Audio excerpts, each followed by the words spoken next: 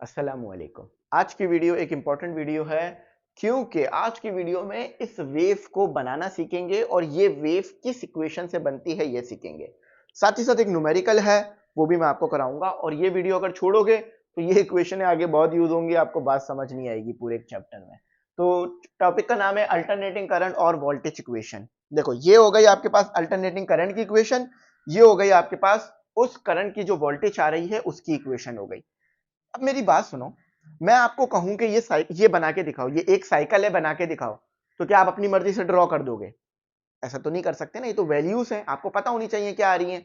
For example मैं कहूं बेटा जरा मुझे यहां पर क्या वैल्यू आ रही है कैलकुलेट करके दिखाओ, तो आप कैसे कैलकुलेट करोगे? इस इक्वेशन की मदद से कैलकुलेट करोगे। सही है। ये इक्वेशन क्या कर रही है, ये इक्वेशन इस वेव को बनाने में भी मदद करेगी। देखो ना, आपको मुख्तलिफ पॉइंट्स मिलते रहेंगे इस इक्वेशन की मदद से, फिर वो वेव बन जाएगी ग्राफ में। और साथ ही साथ किसी पॉइंट पे वैल्यू निकालनी है तो भी ये मदद करेगी इक्वेशन। अब जरा मेरी बात सुनो, मैं कहूं बेटा इधर V नॉट है, आपके पास वोल्टेज रहा है, y एक्सिस पे वोल्टेज है और ये x एक्सिस पे टाइम है। ठीक है, मैं आपको कहूं बेटा जरा यहां पर क्या वोल्टेज है बताओ। ग्राफ में आप वैसे तो देख के बता रहे हो, मगर इक्वेशन से बताओ, इक्वेशन से बताओ क्या वोल्टेज आएगा, यानी V की वैल्यू क्या आएगी जरा ये बताओ। अब देखो, अब आप करोगे कैलकुलेशन। बात सुनो, यहां पर क्या वैल्यू बनती है थीटा की? याद करो हमने पढ़ा था ना थीटा की वैल्यू यहां क्या बनती है, थीटा की वैल्यू बनती है यहां पर 2 पाई। टाइम ले लो, यहां पर टाइम अपने पास से रख सकते हो, 1 सेकंड रख लो। ठीक है, चलो 1 सेकंड रख लिया। अब चेक करते हैं यहां वोल्टेज क्या निकल कर आता है। ठीक है, वोल्टेज क्या निकल कर आता है। अब मुझे क्या चाहिए, वी नॉट मेरे पास है, टाइम मेरे पास है, ये एंगुलर फ्रीक्वेंसी नहीं है, तो एंगुलर फ्रीक्वेंसी के लिए क्या करूंगा, omega is equal to theta upon T. अच्छा, टी को उधर ले जाओ, omega T is equal to theta. तो यहां पर ये चीज क्या है मेरे पास, ये चीज मेरे पास थीटा है। आपने ऐसे पढ़ा था ना, साइन ओमेगा टी, ये लिखा हुआ है ना, लेकिन ये आपको पता है कि आप पीछे पढ़कर आ चुके हो कि साइन ओमेगा टी थीटा के बराबर होता है, तो कंफ्यूज होने वाली तो बात नहीं है ना कि क्या आ रहा है। ठीक है, बात समझ आई ना। अच्छा, अब अब मैं अगर कहूं इसकी वैल्यू मुझे कैलकुलेट करके बताओ, इसकी वैल्यू मुझे कैलकुलेट करके बताओ क्या आ रही है, तो मैं यहां पे रख लेता हूं v is equal to, time क्या आ रहा है 1 सेकेंड, तो v naught sine omega T. चलो, ये 3 आ गया, सही है, और साइन आ गया, 2 पाई आ गया, sorry theta upon pi by 2 आ गया, और ये 1 आ गया। अब जरा अगर मैं इसे कैलकुलेट करूं तो मेरे पास v नॉट की v की वैल्यू क्या आ रही है 3, यानी मैं अभी पीक पर हूं, तो पीक पर जो मेरे पास वैल्यू आ रही है वो आ रही है 3। अब मुझे यहां बताओ यहां पर v की वैल्यू क्या आएगी। वैसे तो ग्राफ से देख के भी बता सकते हो, लेकिन कैलकुलेशन करके बताओ। मैं एंगल बता देता हूं, एंगल मेरे पास जो है वो 2 पाई है, और टाइम अगेन 1 सेकेंड रख लो। ठीक है, 1 सेकेंड रख लो, टाइम अगेन 1 सेकेंड रख लो। ठीक है, सॉरी एंगल 2 पाई नहीं, जस्ट पाई, एंगल आपके पास जस्ट पाई है, टाइम 1 सेकेंड रख के जरा कैलकुलेट करके बताओ कि इधर v की वैल्यू क्या होगी। अच्छा, अब ये वेव कौन सी है, जो वेव शुरू होती है ना जीरो से, उसे हम बोलते हैं साइनोसाइडल वेव। एक होती है कोसाइडल वेव, आपने देखी होगी, ये होती है कोसाइडल वेव जो शुरू होती है मैक्सिमम से, मगर ये शुरू हो रही है मिनिमम से, तो इसे बोलेंगे हम साइनोसाइडल वेव। और साइन से रिप्रेजेंट की भी जाती है, तो इसलिए भी इसे साइनोसाइडल वेव कहते हैं। बात क्लैरिटी में आ गई, समझ में आ गई ना, कोई भी परेशानी वाली बात नहीं है।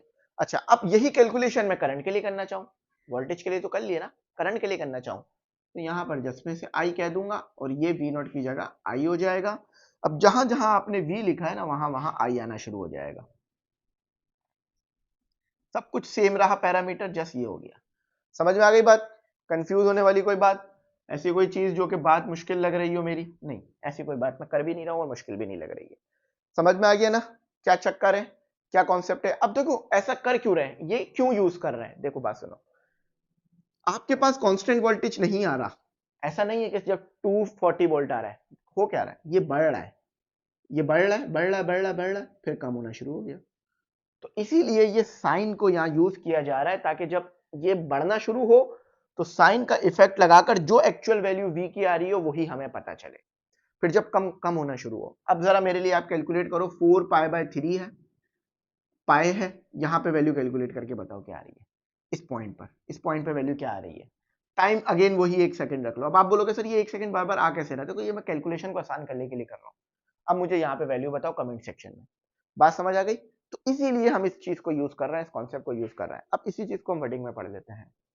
व्हेन अ कॉइल, अगर आपके पास एक कॉइल है, अंडरगोज कांस्टेंट रोटेशन, जब कॉइल रोटेट करता है किसमें, यूनिफॉर्म मैग्नेटिक फील्ड में, uniform magnetic field, magnetic field, तो एंगुलर फ्रीक्वेंसी, एंगुलर वेलोसिटी होती है उसके पास within a magnetic field, it generates, तो वो क्या जनरेट करता है कॉइल जब रोटेट करता है, तो अल्टरनेटिंग वोल्टेज या अल्टरनेटिंग करंट। तो अब उस करंट या वोल्टेज को बताना है कि उसकी वैल्यू क्या आ रही है, तो उसके लिए हम यूज करेंगे फंडामेंटल इक्वेशंस एसी वोल्टेज के लिए और करंट के लिए, जो कि आपके पास होती है साइनोसाइडल वेवफॉर्म। इसको कहते हैं साइनोसाइडल वेवफॉर्म। आपने पीछे ऐसे पढ़ा होगा इसे, x is equal to X naught cos, sorry x is equal to X naught sine omega T plus five, इस तरह पढ़ा होगा आपने इसे।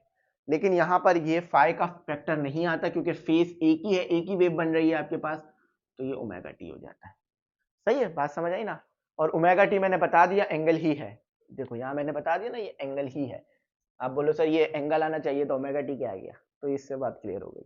चलो अब न्यूमेरिकल करते हैं, आसान सा न्यूमेरिकल है उसको भी देख लेते हैं। इसी तरीके से होगा, इसी कॉन्सेप्ट से होगा, यही कराता हूँ। देखो बाद डायग्राम भी समझा दूंगा ताकि कॉन्सेप्ट भी क्लियर हो जाए। न्यूमेरिकल बराबर में चल रहा है। देखो गिवन डेटा, देखो क्या दिया है, गिवन डेटा, और टू फाइंड क्या करना है ये देखो। इफ एन अल्टरनेटिंग करंट, आपके पास अल्टरनेटिंग करंट है, समझ लो यहां पर ये आई है, इस तरह की वेव बन रही होगी थ्रू अ सर्किट, एक सर्किट में है। एम्पलीट्यूड कितना है, देखो जब भी एम्पलीट्यूड की बात करें ना तो इसका मतलब है वो पीक की बात कर रहे हैं। डिस्प्लेसमेंट की बात करें तो यहां पर है, कहीं बीच में है, आई नॉट और आई के बीच में है, कहीं जीरो और आई नॉट के बीच में है। लेकिन जब भी वो एम्पलीट्यूड की बात कर देना तो समझ लो वो पीक की बात कर रहे हैं, पीक की। तो ये क्या हो गया, एम्पलीट्यूड मीन आई नॉट हो गया 5 एम्पियर विथ फ्रीक्वेंसी कितनी हो गई। अब आप बोलोगे सर ये तो क्या चक्कर हो गया, फ्रीक्वेंसी तो दी भी नहीं है। तो बच्चों कंफ्यूज होने वाली कोई बात ही नहीं है, आप लोगों को कन्वर्जन आती है, ठीक है, आपको पता है फ्रीक्वेंसी का एंगुलर फ्रीक्वेंसी का आपस में क्या रिलेशन है, तो उसी को यूज करेंगे। सबसे पहले इक्वेशन क्या यूज हो रही है ये बताओ, और आपको पता क्या करना है, आई पता करना है, ठीक है। अच्छा अब सबसे पहले इक्वेशन क्या यूज हो रही है, I is equal to I not sine omega T. अब मजे की बात है ना आपके पास टी है ना आपके पास ओमेगा है, लेकिन आपके पास फ्रीक्वेंसी है। देखो हियर इस चीज को देखो, क्या हमारे पास ये फॉर्मूला नहीं है, omega is equal to theta divided by T, capital small T कर लेते हैं। अच्छा थीटा 2 पाई रख लेते हैं मैक्सिमम के लिए, 2 पाई, ठीक है। अच्छा क्या ये बात आपको नहीं पता, ओमेगा इज इक्वल टू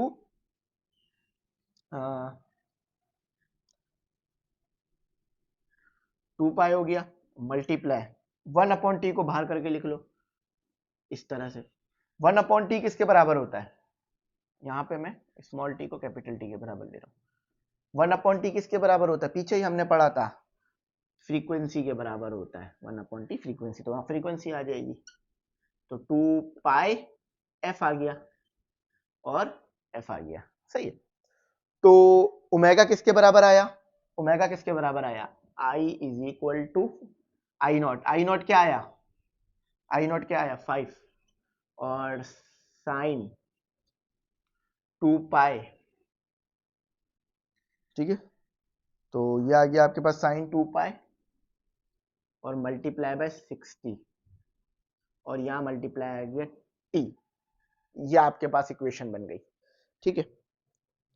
ये आपके पास इक्वेशन बन गई कि I इज इक्वल टू, ये 5 लिखा है मैंने, ऐसे नहीं लिखा भाई, ठीक है 5 लिखा है, तो 5 साइन 2 पाई मल्टीप्लाई बाय 60 और टी। अच्छा अब मजे की बात पता है क्या, जरा ये देखो, मजे की बात ये देखो, ये देखो साइन, पहले 5 मल्टीप्लाई कर लेते हैं साइन से, वैसे तो आंसर नहीं आएगा क्योंकि वो कांस्टेंट नहीं करता multiply by T. 1 minute radian में ले जाता हूं। देखो सिंटेक्स एरर दे रहा है, क्यों? तो इसमें क्या आ रहा है, सिंटेक्स एरर आ रहा है, यानी हमें यहाँ पे t की वैल्यू ऐसे रखनी होगी कि ये 5 हो जाए। तो t की वैल्यू मैं क्या रख सकता हूँ, t की वैल्यू अगर मैं रख लूँ t इज इक्वल टू 1/4। अगर मैं ये वैल्यू यहाँ t की रख लूँ तो ये हो जाएगा 5 समझना जरा इसको, साइन 2 पाई मल्टीप्लाई बाय 60 और 1/4। तो इससे 2 से 4 ये कैंसिल हो गया, तो 5